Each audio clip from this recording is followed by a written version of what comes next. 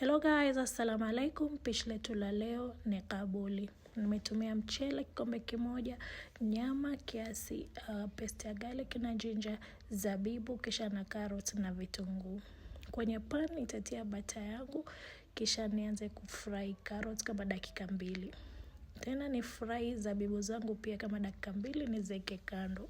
Kisha kwenye sufuria nianze kukaranga vitunguu vyangu, vitakapoiva natia nyama.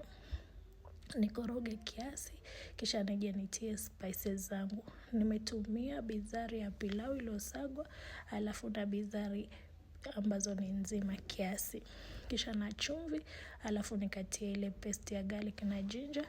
Nitakoroga nyama yangu ingiliane vizuri na viungo vyake. Kisha nitie maji ya kuivisha nyama yangu. Nyama yangu itakapoiva na kuwa laini, naitoa nyama, niweke kando, nibakishe maji.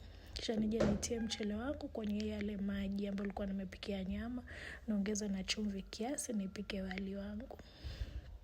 Utakapoiva nusu, napunguza, natoa kiasi, naweka kando. Kisha nije nipambe ile nyama nilikuwa nimeitoa, alafu niweke pia na zile zabibu zangu na karoti nilikuwa nishazifry hapo awali.